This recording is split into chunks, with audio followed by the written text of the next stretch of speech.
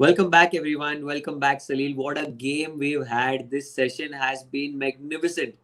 4 wickets, England on the back foot, and India having a successful review after I don't know how many innings have seen this, Virat Kohli's emotions and perfection at the same time, Salil. What's your take on the whole session and how it went for India?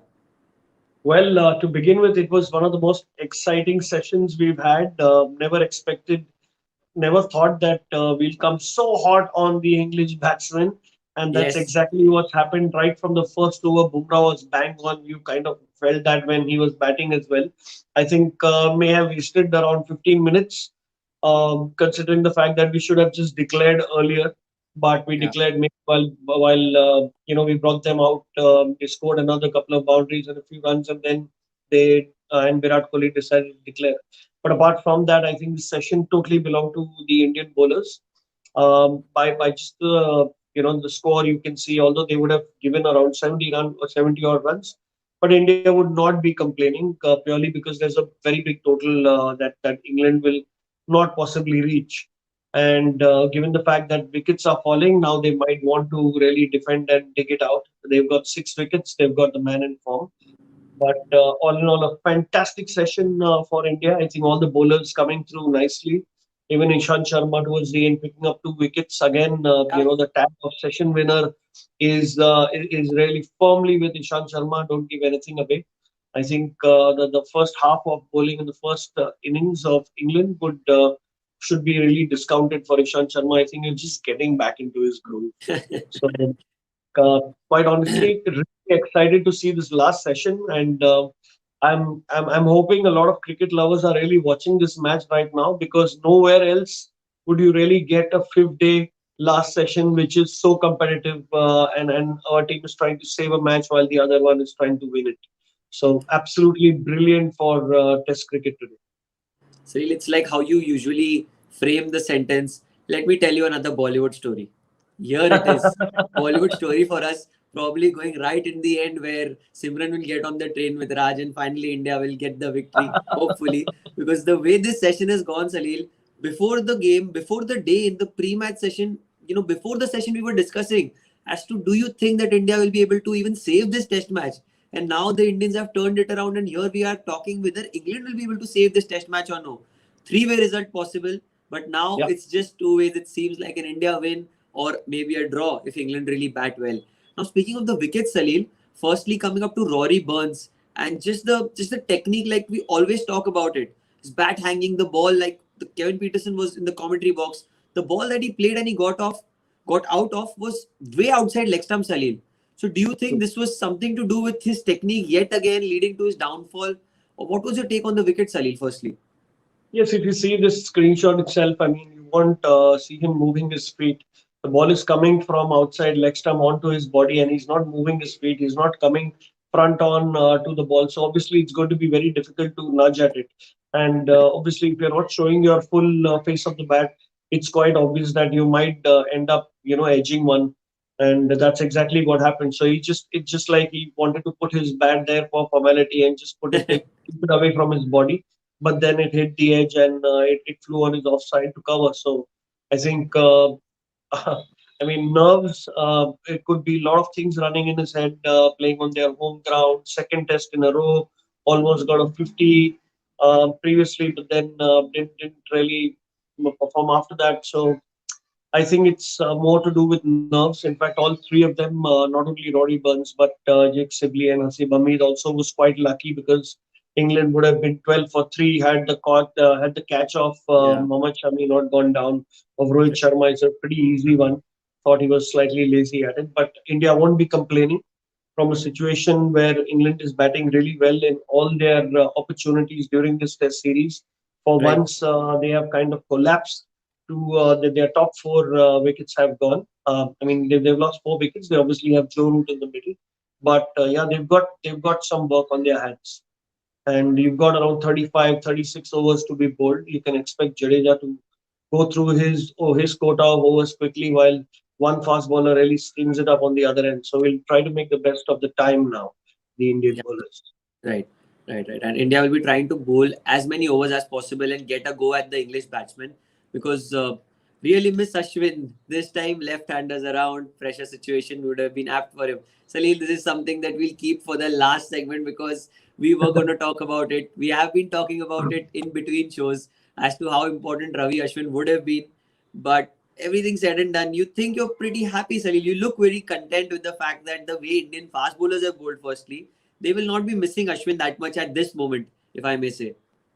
Yeah, I mean, this is not the moment where you really think about your squad or your team. You have to do with whatever you have. Hence, yesterday after the session, I said that let's keep the team selection outside for now, and let's focus on the 22 people that have been chosen for this match.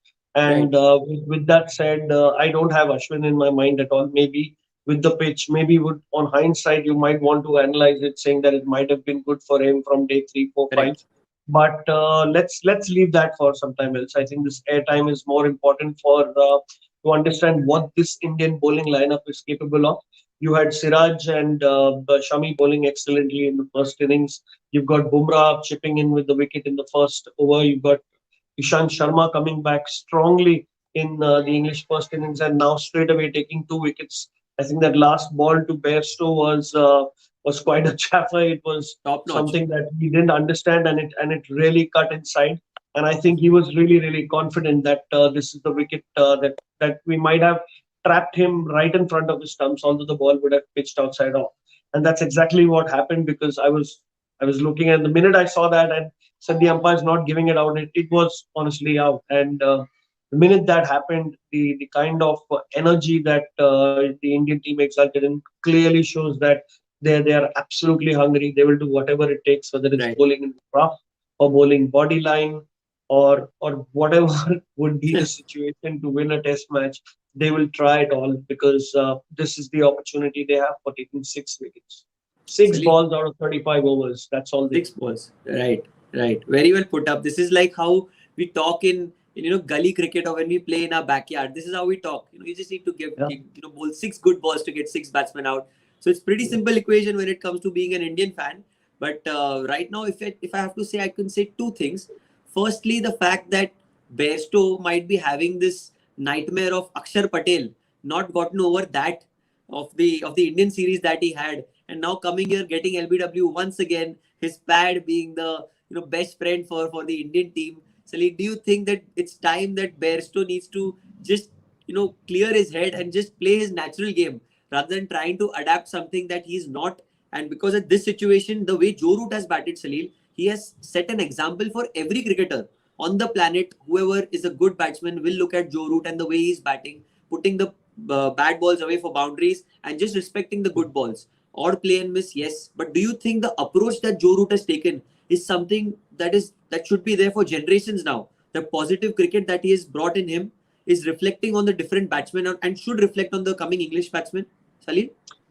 Well, obviously, I mean, if anybody would like to review the series and you just look at all the scorecards, you'll see what kind of scores has he put up in. He's got a couple of centuries and a 50, and currently he's also batting on 33. So his approach not necessarily can be a cornerstone, but yes, definitely he's one of the greats. Considering how his team is playing, his role Right. becomes even more important because he has to hold down, his wickets and.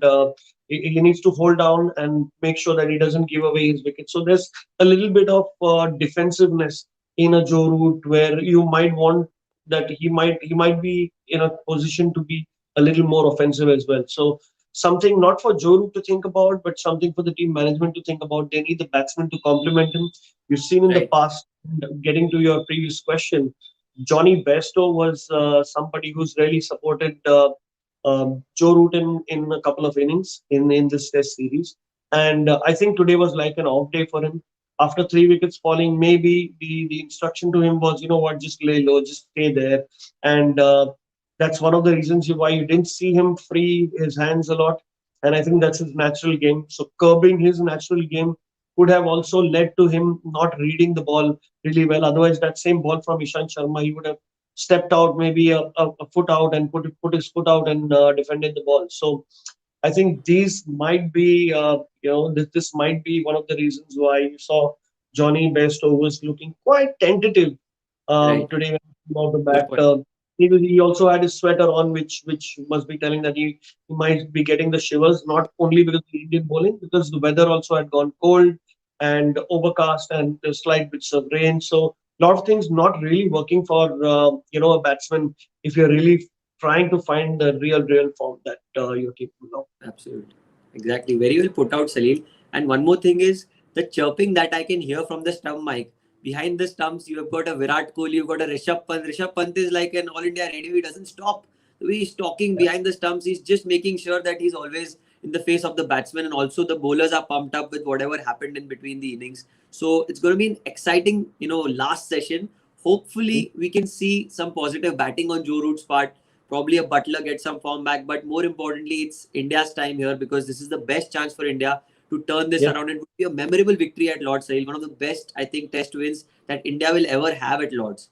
So, Salil, one last take on this innings, and what is your prediction? How would the match go? You've not predicted in the first session, not in the second session, but here you have to give your prediction in the final session, saying that what's your prediction for this one, these 30-35 remaining overs, Salil?